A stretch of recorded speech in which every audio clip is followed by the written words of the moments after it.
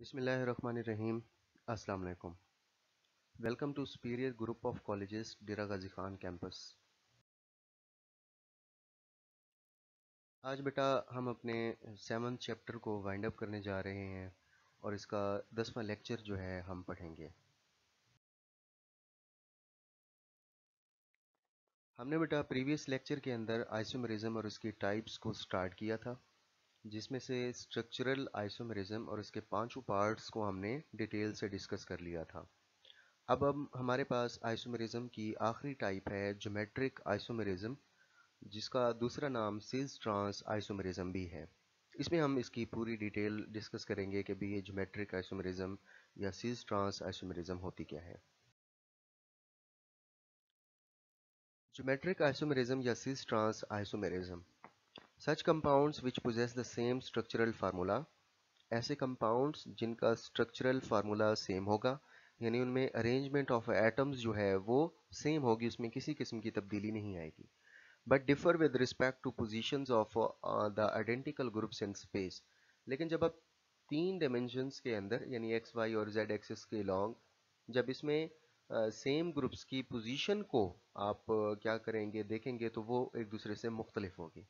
तो ऐसे कंपाउंड्स जिनका स्ट्रक्चरल फार्मूला सेम लेकिन उसमें सेम ग्रुप्स की जो पोजीशन होगी स्पेस के अंदर वो एक दूसरे से मुख्तलिफ होगी, तो ऐसे आइसोमर्स को हम ज्योमेट्रिक आइसोमर्स कहेंगे और फिनोमिना जो है वो ज्योमेट्रिक आइसोमेरिज्म या सिस ट्रांस आइसोमेरिज्म कहलाएगा। अच्छा, इसमें देखें कि अगर फर्ज करें कि अगर दो कार्बन एटम्स हैं और सिंगल बॉन्ड के जरिए एक दूसरे के साथ जुड़े हुए हैं, यानी मीथेन है, इथेन है, प्रोपेन है, सिंगल बॉन्ड इनमें होगा, are capable of free rotation about it, तो वो सलाहियत रखते हैं कि वो फ्रीली रोटेट कर सकें, यानी वो अपने एक्सिस के गिर्द घूम सकते हैं। However, when two carbon atoms are joined by double bond, लेकिन अगर दो कार्बन एटम्स डबल बॉन्ड के जरिए जुड़े हुए होंगे, they can not rotate freely, तो ये आज़ादाना तौर पर रोटेट नहीं कर सकते। As a result, the relative positions of various groups attached to these carbon atoms get fixed। तो इसका ये नतीजा निकलता है कि जो मुतलका पोजीशनें होती हैं मुख्तलिफ ग्रुप्स की जो इन कार्बन एटम्स के साथ जुड़े हुए होते हैं, तो उनकी ये पोजीशंस फिक्स हो जाती हैं और इस तरह से सिस ट्रांस आइसोमर्स जो हैं वो पैदा हो जाते हैं। बेटा जो इसके लिए नेसेसरी कंडीशन है, जो ज़रूरी शर्त है, वो ये है ज्योमेट्रिक आइसोमेरिज्म के शो करने के लिए कि जो दो ग्रुप्स सेम कार्बन पर अटैच होने जा रहे हैं वो डिफरेंट होने चाहिए। यानी एक अल्काइल ग्रुप है तो दूसरा हेलोजन ग्रुप हो सकता है, इस तरह से आपने इसको देखना है। मसलन आपके पास 2 ब्यूटीन है, ये सिस आइसोमर भी बना सकती है और ट्रांस आइसोमर भी बना सकती है। अब हमने ये देखना है कि ये सिस और ट्रांस हम काफ़ी देर से रिपीट कर रहे हैं कि भाई सिस आइसोमर और ट्रांस आइसोमर क्या होता है। In cis form the similar groups lie on the same side of double bond, कि जो आपका डबल बॉन्ड है इसमें जो इसके साथ अटैच्ड जो ग्रुप्स हैं सिमिलर ग्रुप्स वो एक ही साइड पर अगर एग्जिस्ट करते होंगे तो ये सिस फॉर्म कहलाएगी। मसलन आपके पास दो कार्बन है, उन दोनों के दरमियान डबल बॉन्ड है और उसके साथ जो अटैच्ड आपके ग्रुप्स हैं उनमें से एक ग्रुप अल्काइल है, यानी वो इथाइल प्रोपाइल में से कोई भी हो सकता है, लेकिन ये सेम कैटेगरी के ग्रुप्स हैं, अल्काइल ग्रुप्स हम इन्हें कहते हैं। अगर आपके यही बेटा अल्काइल ग्रुप्स टॉप साइड पर हैं, यानी दोनों एक ही साइड पर होंगे, तो ये सिस फॉर्म होगी। अगर यही आपके अल्काइल ग्रुप्स बॉटम फॉर्म पर हों या बॉटम साइड पर हों, नीचे की तरफ हों, तब भी ये एक ही साइड पर हैं, तब भी ये क्या कहलाएंगे, सिस फॉर्म। हाँ, अगर इनमें से एक आपका अल्काइल ग्रुप टॉप पर चला जाए और दूसरा बॉटम वाली साइड पर चला जाए, यानी अपोजिट साइड्स पर चले जाएं सिमिलर ग्रुप्स डबल बॉन्ड के, तो उस वक्त ये फॉर्म क्या कहलाएगी बेटा, ट्रांस फॉर्म। एक बार फिर से सुन लें, सिज फॉर्म के अंदर आपके सिमिलर ग्रुप्स सेम साइड पर होंगे, जबकि ट्रांसफॉर्म के अंदर आपके जो सिमिलर ग्रुप्स हैं वो अपोजिट साइड्स पर होंगे। द रोटेशन जो है बेटा दो कार्बन एटम्स के दरमियान जो आप कराना चाहते हैं, जो कि डबल बॉन्ड के जरिए एक दूसरे के साथ जुड़े हुए होते हैं, हमने पहले कहा कि भी वो पॉसिबल नहीं होती क्योंकि पाई बॉन्ड जो है वहां पर मौजूद होता है। जहां पर सिग्मा बॉन्ड होगा वहां पर रोटेशन पॉसिबल है, लेकिन जहां पर पाई बॉन्ड आ जाएगा वहां पर रोटेशन पॉसिबल नहीं है। लेकिन अगर फिर भी आप चाहते हैं कि भाई जहाँ पर पाई बॉन्ड मौजूद है वहाँ पर रोटेशन हो, आपके ग्रुप्स जो हैं वो अपने एक्सिस के गिर्द घूम सकें, तो वहाँ पर आपको बहुत ज़्यादा एनर्जी देनी पड़ती है ताकि आप पाई बॉन्ड को ब्रेक करें। पाई बॉन्ड को ब्रेक करने के बाद वहां पर सिंगल बॉन्ड इंड्यूस हो जाएगा, प्रोड्यूस होगा, और उसी के अराउंड जो है वो फिर रोटेशन पॉसिबल हो जाएगी। लेकिन कि आम जो आप कंडीशंस अप्लाई करते हैं, यानी आप लो टेम्परेचर दे दें या जो आपकी आम कंडीशंस हैं वो आप इसके लिए अप्लाई नहीं कर सकते। आपको थोड़ी सी हायर कंडीशंस जो हैं वो अप्लाई करनी पड़ेंगी, ज़्यादा एनर्जी देनी पड़ेगी, जिसकी वजह से पाई बॉन्ड ब्रेक होगा और आपके ग्रुप्स जो हैं वो अपने एक्सिस के अराउंड रोटेट कर सकेंगे। अदरवाइज पाई बॉन्ड के अंदर रोटेशन पॉसिबल नहीं होती। देखिए बेटा, अभी हमने डिस्कस किया कि भाई सिंगल बॉन्ड के अराउंड जो है वो रोटेशन पॉसिबल है। देखें, ये इथेन का मॉलिक्यूल है। सेंटर में ब्लैक कलर की जो बॉल्स आपको नजर आ रही हैं ये कार्बन कार्बन है, और बीच में इनके सिंगल कोवलेंट बॉन्ड है। जबकि ग्रे कलर के अंदर आपको तीन तीन बॉल्स नजर आ रही हैं, ये हर कार्बन के साथ अटैच तीन हाइड्रोजन्स हैं। तो अगर आप एक साइड से मतलब इन ग्रुप्स को रोटेट करवाएं तो ये इजीली जो है वो दूसरे एक्सिस के गिर्द या दूसरे कार्बन के गिर्द जो है ये आराम से रोटेट कर जाएंगे। जबकि ये दूसरे नंबर पर राइट साइड पर बेटा ये इथीन का मॉलिक्यूल है। इसमें रेड कलर की जो बॉल्स हैं ये आपको कार्बन के एटम्स के बारे में बता रहा है, जबकि जो ब्लू कलर की बॉल्स हैं ये आपकी हाइड्रोजन एटम्स हैं। अब जो दो कार्बन एटम्स हैं इसमें दो बार्स आपको दिखाई गई हैं, ये बेसिकली डबल बॉन्ड को रिप्रेजेंट कर रहा है। तो अगर आप किसी एक साइड को फिक्स रखें और दूसरी को इसके अराउंड रोटेट करने की कोशिश करें तो ये आसानी से रोटेट नहीं कर सकेगा। वजह अभी आपको बताई कि पाई बॉन्ड की वजह से रोटेशन पॉसिबल नहीं होती, और इसके लिए आपका पाई बॉन्ड ब्रेक होना जरूरी है। अच्छा, उसके बाद है बेटा हमने ये देखना है कि भाई हमें कैसे पता चलेगा कि ये सिज फॉर्म कौन सी है और ट्रांस फॉर्म कौन सी है। ऊपर ऊपर देखें, सबसे पहले जो आपको डायग्राम बताई गई है कार्बन कार्बन का डबल बॉन्ड है, और इस डबल बॉन्ड के इबव जो है क्लोरीन के दो एटम्स है और उसके बिलो जो है हाइड्रोजन के दो एटम्स है। जबकि दूसरी राइट साइड वाली डायग्राम के अंदर आपको दिखाया गया है एक क्लोरीन ऊपर है और एक क्लोरीन नीचे है, इसी तरह से एक हाइड्रोजन ऊपर है और एक हाइड्रोजन नीचे है। इसी स्ट्रक्चर को नीचे दोबारा से ड्रॉ किया गया है, एक डॉटेड लाइन जो है वो ड्रॉ की गई है। अब देखें, जो पहले वाली सेंटर के अंदर राइट लेफ्ट साइड वाली जो आपकी डायग्राम है इसके ऊपर देखें, क्लोरीन और क्लोरीन दोनों आइडेंटिकल या सेम ग्रुप्स हैं, एक ही साइड पर हैं, और इसी तरह से हाइड्रोजन जो है वो नीचे वाली साइड पर है, तो ये सिज फॉर्म कहलाएगी। जबकि सेंटर में जो राइट साइड वाली डायग्राम है इसमें देखें एक क्लोरीन ऊपर है और एक क्लोरीन नीचे है। तो इस तरह से आपके सिमिलर ग्रुप जो हैं वो डिफरेंट साइड पर या अपोजिट साइड पर हैं, तो ये आपकी क्या हो जाएगी, ट्रांसफॉर्म। इसी तरह से नीचे देखें, आपके सेम ग्रुप्स एक ही साइड पर हैं, तो सिज का मतलब क्या होता है, सेम साइड, और ट्रांस का मतलब क्या होता है, अपोजिट साइड। आगे बेटा आपको एग्जाम्पल बताई गई है, ये आपकी ब्यूटीन है। ब्यूटीन में देखें सिज फॉर्म के अंदर आपके मिथाइल ग्रुप्स जो हैं, अल्काइल ग्रुप्स एक ही साइड पर हैं, टॉप वाली साइड पर, जबकि ट्रांस फॉर्म के अंदर आपके अल्काइल ग्रुप्स जो हैं वो अपोजिट साइड पर हैं। इसी तरह से आपकी जो नीचे एग्जाम्पल दी गई है ये पेंटीन की है, इसमें टोटल 5 कार्बन हैं। डबल बॉन्ड के ऊपर सिज फॉर्म के अंदर आपके अल्काइल ग्रुप्स हैं, जबकि नीचे जो है हाइड्रोजन है। तो सिमिलर ग्रुप्स सिमिलर साइड पर हैं तो ये सिज फॉर्म हो जाएगी, और अगर सिमिलर ग्रुप्स आपके अपोजिट साइड पर हो जाएंगे तो ये ट्रांसफॉर्म हो जाएगी।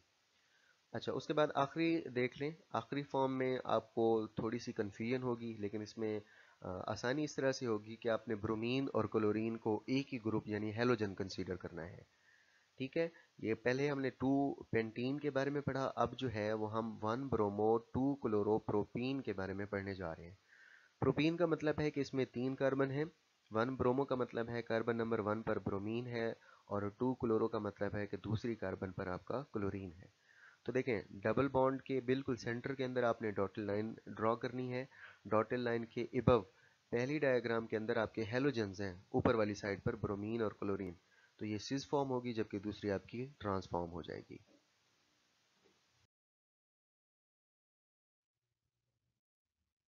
अच्छा, उसके बाद बेटा हमने पढ़ा था कि भाई कार्बन एटम्स की तादाद से हम नंबर ऑफ पॉसिबल आइसोमर्स किस तरह से निकाल सकते हैं। ये प्रीवियस टॉपिक में हमने कहा था कि भाई हम आपको नेक्स्ट टॉपिक में इसको ड्रॉ करने का फार्मूला और इसकी ट्रिक जो है वो समझाएंगे। ठीक है बेटा। लेफ्ट साइड पर आपको नजर आ रहा है कि कार्बन एटम्स की तादाद 1 से लेकर 10 तक है, जबकि उनके पॉसिबल आइसोमर्स की तादाद जो है वो मुख्तलिफ है। देखिए पहले तीन जो आपके कार्बन एटम्स हैं उनके पॉसिबल आइसोमर्स तीन एक एक है, जबकि 4 से ऑनवर्ड्स आगे जो है यानी butane, pentane, hexane, heptane, octane, nonane और डिकेन, तो इनसे जब आप आगे चलते हैं तो आपके आइसोमर्स की तादाद बहुत ज़्यादा बढ़ती जाती है। तो ये आपको नज़र आ रहा है कि चौथे कार्बन से स्टार्ट हुआ, दो आपके आइसोमर हैं जैसे नॉर्मल ब्यूटेन था और आइसो ब्यूटेन था। 5 कार्बन है तो इसमें हमने पढ़ा था कि तीन इसके आइसोमर्स होते हैं, नॉर्मल पेंटेन, आइसोपेंटेन और नियोपेंटेन। अब हमें कैसे पता चलेगा, तो इसके लिए एक फार्मूला है, आइए उसको देखते हैं। अच्छा बेटा, अब हमने नंबर ऑफ कार्बन्स के लिहाज से पॉसिबल आइसोमर्स की तादाद जो है वो बतानी है। एमसीक्यू में अक्सर यही सवाल पूछा जाता है कि हाँ जी आपके पास कार्बन एटम्स की इतनी तादाद है, बताएं इसके पॉसिबल आइसोमर्स कितने होंगे। तो उसके लिए बेटा ये एक सिंपल सा फार्मूला है, ज़रा थोड़ा सा समझने वाला है, इसको ज़रा गौर से ज़रा समझें। देखें लेफ्ट साइड पर आपको कार्बन एटम्स की तादाद 1 से लेकर 7 तक बताई गई है। तो 1 से लेकर 7 तक अगर आपके पास कार्बन एटम्स की तादाद होगी तो उसके लिए बेटा आप फार्मूला यूज़ करेंगे 2 raise to power n minus 4 plus 1। अच्छा, यहाँ पर 4 देने का मकसद ये है कि भाई जो आपकी मिनिमम पॉसिबल जो आपके डिफरेंट अरेंजमेंट्स हैं जिसमें आपकी की सारी चारों वैलेंसी सेटिस्फाई होती हैं, वो चौथी कार्बन यानी ब्यूटेन से स्टार्ट होती हैं। तो इसमें n जो है बेटा आपका कार्बन एटम्स की तादाद है, यानी अगर आपके पास कार्बन एटम एक है तो n की जगह पर 1 आएगा, 2 है तो 2 आएगा, 3 है तो 3 आएगा और अगर 7 है तो 7 आएगा। तो सबसे पहले वाला देखें, n की जगह पर अगर हम 1 पुट करते हैं तो 2 की पावर 1 माइनस 4 हो जाएगा, प्लस 1 आगे फार्मूले का लिखा हुआ है। तो माइनस 4 और प्लस 1 को जब आप सॉल्व करेंगे आपके पास रिजल्ट आएगा 2 की पावर माइनस 3 प्लस 1। अब देखें 2 की पावर माइनस में है तो ये माइनस वाला फैक्टर हम निगलेक्ट कर देते हैं, जिसका मतलब है कि ये जो प्लस 1 है यही एक इसका पॉसिबल आइसोमर है। इसी तरह से जब आपके पास बेटा कार्बन एटम्स की तादाद 2 होगी तो इसमें n की जगह पर आप 2 पुट करेंगे तो 4 और इधर से 2 है, इसका जब आप रिजल्टेंट निकालेंगे तो 2 की पावर माइनस 2 बच जाएगा।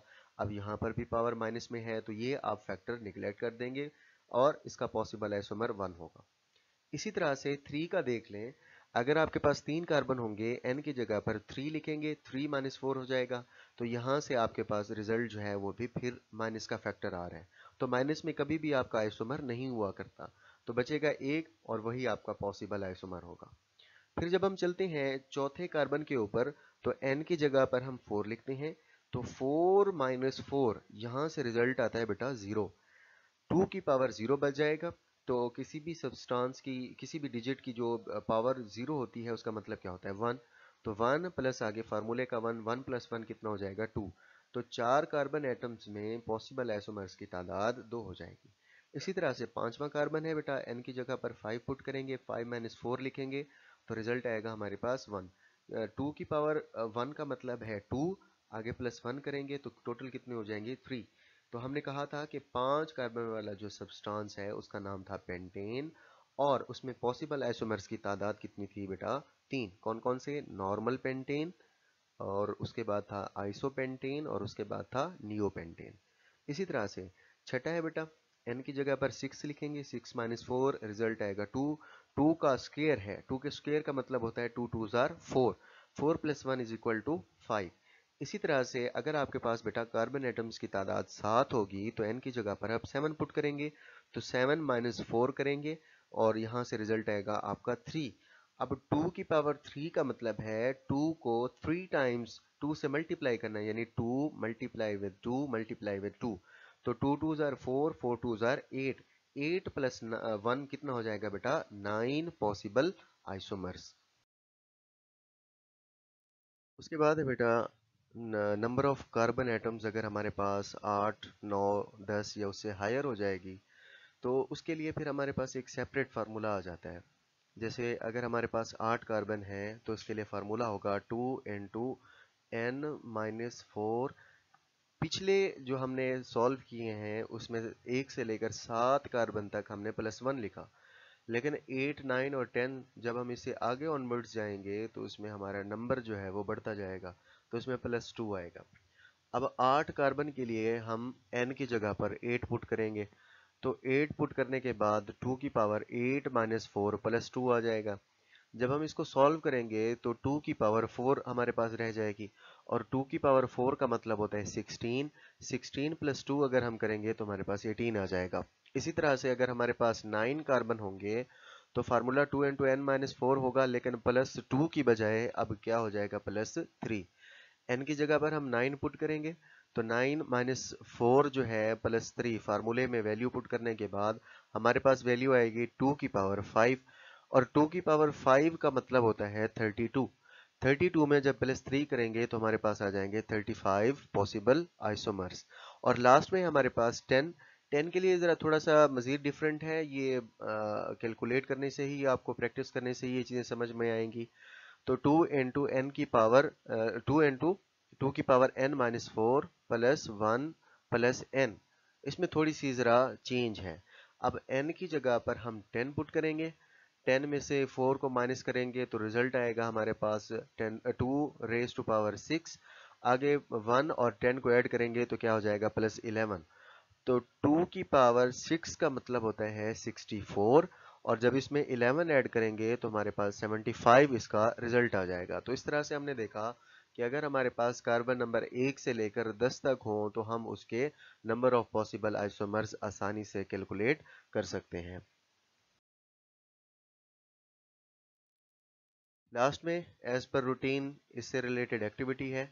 सबसे पहले इससे रिलेटेड एमसीक्यू है कि वो कौन सी ऑर्गेनिक कंपाउंड्स की क्लास है जो मेटामेरिज्म शो नहीं करती। उसके बाद दूसरे नंबर पर है indicate the number of chain isomers that can be obtain from C6H14। ये C6 वाला कंपाउंड जो है हेक्सेन है, तो हेक्सेन के कितने पॉसिबल आइसोमर्स हैं बेटा, ये भी हमने कैलकुलेट किया, ये आपने खुद देखना है। फिर उसके बाद नेक्स्ट और लास्ट एमसीक्यू है कि सिस ट्रांस आइसोमेरिज्म कौन सी अल्कीन्स जो हैं जो शो करती हैं उसका नाम दूसरा क्या है। शॉर्ट क्वेश्चन है बेटा इसी से रिलेटेड। इस टॉपिक में से जो पहला शॉर्ट क्वेश्चन बहुत ही इंपॉर्टेंट किस्म का है, और ये काफ़ी हद तक बोर्ड के पेपर्स में भी रिपीट होता है कि भाई फ्री रोटेशन जो है सिग्मा बॉन्ड के अलोंग जो है वो तो पॉसिबल है, लेकिन पाई बॉन्ड के अराउंड जो है वो पॉसिबल नहीं हुए। तो इसकी बेटा डिटेल जो है वो आपको मैंने समझा दी है कि भाई फ्री रोटेशन उस वक्त पॉसिबल होती है क्योंकि सिग्मा बॉन्ड के अराउंड आपके जो ग्रुप्स हैं वो आसानी से रोटेट कर जाते हैं, जबकि पाई बॉन्ड में हिंड्रेंस आ जाती है। पाई बॉन्ड जो है उन ग्रुप्स को आसानी से रोटेट नहीं होने देता क्योंकि इसकी स्ट्रक्चर ही ऐसी होती है। और अगर आप पाई बॉन्ड को जब तक ब्रेक नहीं करेंगे, उसको तोड़ेंगे नहीं, एनर्जी नहीं प्रोवाइड करेंगे, तब तक वो बॉन्ड टूटेगा नहीं और आपके ग्रुप्स जो हैं वो रोटेट नहीं कर सकेंगे। और दूसरा शॉर्ट क्वेश्चन है कि what is cis trans isomerism या ज्योमेट्रिक आइसोमेरिज्म। इसमें आपने इसकी डेफिनेशन के साथ एक एग्जांपल जो है वो मेंशन करनी है। मुझे उम्मीद है कि आपको आज का लेक्चर जो है वो समझ आ गया होगा, लेकिन फिर भी अगर आपका कोई सवाल है, कोई आपका इशू है, जो बात आपको समझ नहीं आई, तो कमेंट सेक्शन के अंदर बेटा अपना क्वेश्चन जो है वो ड्रॉप कर दें, आपको उसका जवाब जो है वो मिल जाएगा। अपना बहुत सारा ख्याल रखिएगा। अल्लाह हाफिज़।